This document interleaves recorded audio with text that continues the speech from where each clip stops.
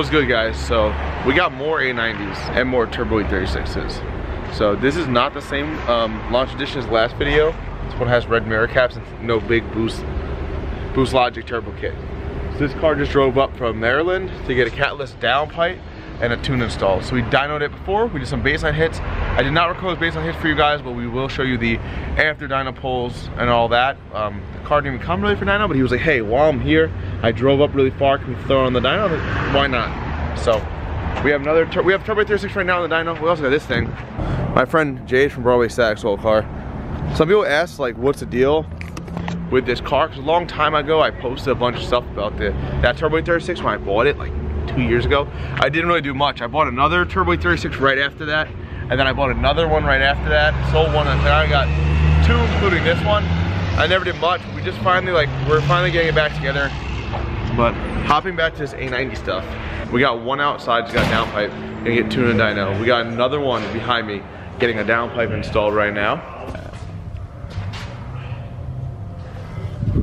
Two A90s today, getting downpipes, and a Turbo 36. So we made like 530 wheels so far, a 93 octane. Gonna see what it makes on 85 right now. It's stock motor, head gasket headset. So F52, cut ring head gasket. It has ARP headsets, and the owner actually put ARP rod bolts in it too, which is not really needed. It's sort of kind of excessive. I don't really do any of mine. I don't have a problem with film, but he wanted to do it, so we did it. So we'll do some hits on this Turbo 36 for now, and put 85 in it, do some more hits, do some tuning, throw the white A90 on the dyno, tune this so it makes some power, some flames, and that'll be it for the day. We also got other stuff, but that's all we're gonna show you for right now. I also feel like I have an S55 graveyard over here. I just keep buying them when they come to me. Anyone got an S55 motor that needs some work, I'll probably take it as a core. I got them like literally everywhere. This one just rolled in. Another one just rolled in. Dana, say hi. Another one behind him. Another one over there hiding. One in my car. Enough parts to build more than one. Too much crap. So we'll do some dyno hits right now.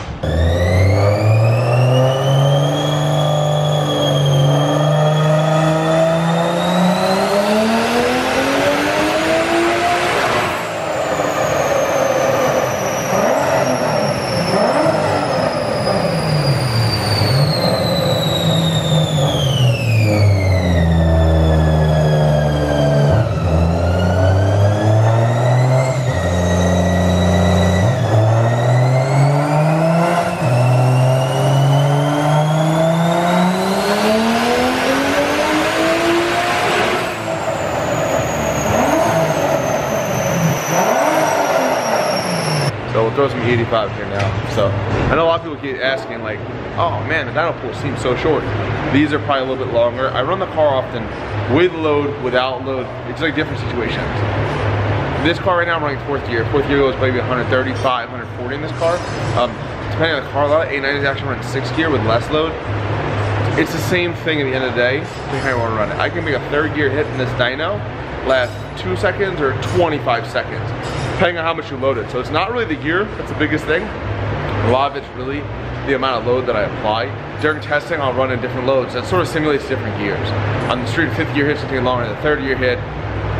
Sixth gear hit's gonna take longer than the fifth gear hit, and so on. So by me running it in one gear with different amounts of load, I get to simulate different situations. I make sure it's good on a faster ramp, a slower ramp, everything. So for example though, on a dyno sheet difference, if you look at this one, it comes up and spools up so much earlier, right? I lifted a little early. But regardless, you're gonna see the peak power, 518 versus 528. If I didn't lift on the other hit, it probably would have been 525, 528, really, really, really close. It's the same thing. Peak torque number, you're looking at 487 versus 484. It does not matter. It calculates power based on how fast you spin the rollers, how much load is being applied. As long as the dyno set up right, which I think this set up pretty good, it reads the same power, same torque. So if you see a faster dyno hit, then that's what I'm showing you guys, or a slower dyno hit, the power's the same. So whatever. So 85 times. Sold me for the Evo, but it never happened because Turbo 36 is life, so this gets priority. The guy decided to be fancy by X85 instead of 85. It's whatever. I put pump 85 in my cars, unless I'm making like 1100 horsepower, and I put good stuff. But for me, I'm selectively cheap. So this is done. I just flashed it with the tunes.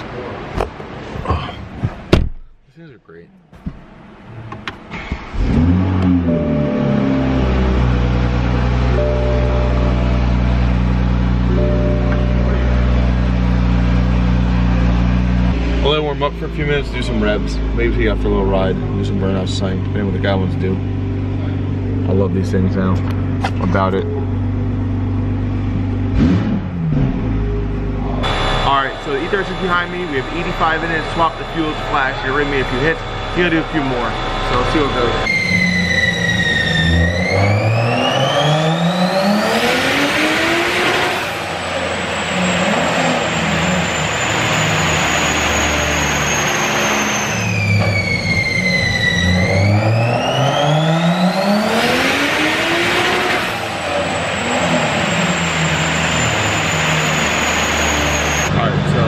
Pretty good power.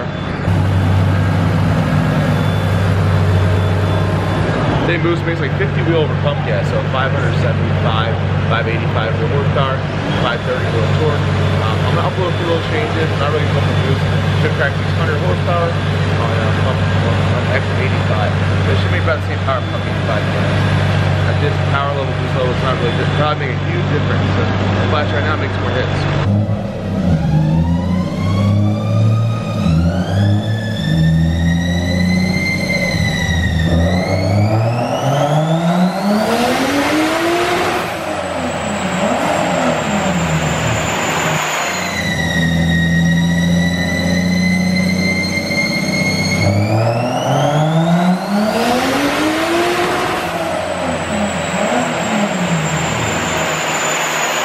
554 wheel horsepower, it's still stock motor.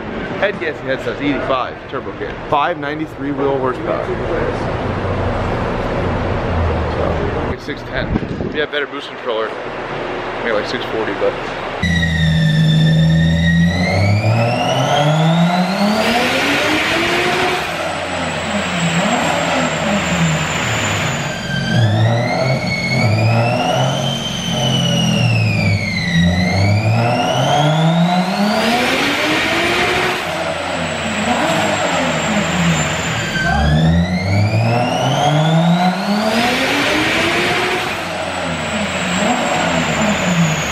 This is like a cool little progression.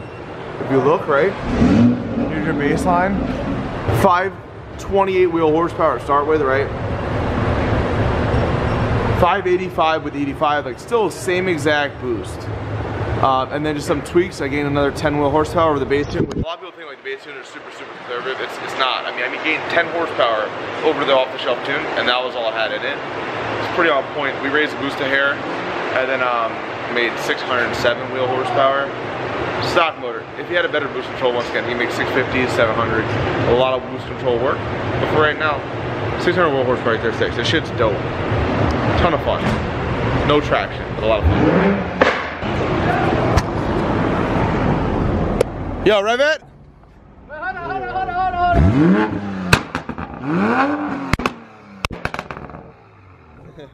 Shit. How you feel? So that's all he needs in life is a Supra Spitfire.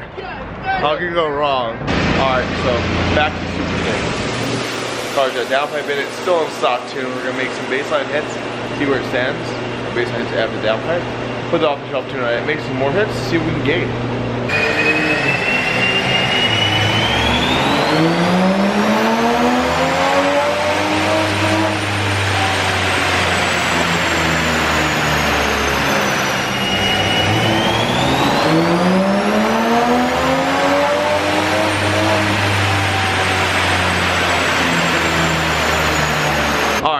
Time for some dyno hits after the tune's on.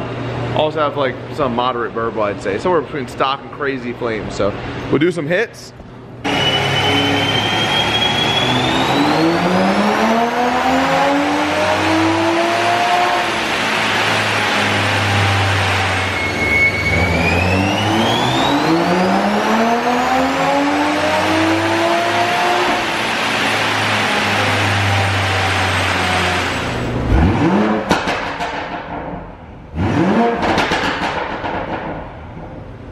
So 80 wheel horsepower, 70, 80 wheel horsepower, 100 foot-pounds of torque. You can see the stock line, downpipe only adding about 10 horsepower, and the tune. The baseline is like one of the highest I've seen. I usually see them come in at like 350, 360. 350, 355 wheel horsepower.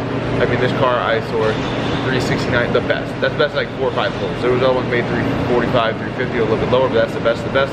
After the downpipe was 10 wheel horsepower, 20 foot-pound torque maximum, and then after the tune, you're talking about 100 wheel horsepower difference. Stock versus downpipe tune. And talking about, let's see, 70 wheel horsepower peak difference. So tons of gains, tons of torque. 100 foot-pound torque, 70 wheel horsepower. That's it for the Supra for today. I lied. Let's get some sound clips of how the Supra sounds.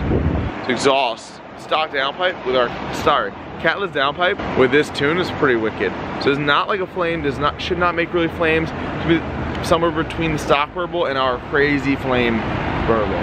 So let's see if we can place you down without blowing you over.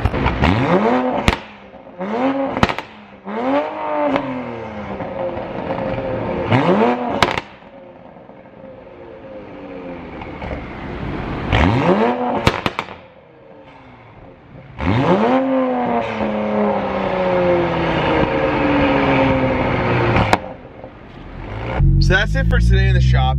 If you like what you see, make sure to hit the thumbs up. If you want to see more of what we're doing day to day, or the crazy stuff we do, make sure to subscribe to our videos. Appreciate you guys watching. This is what it's about.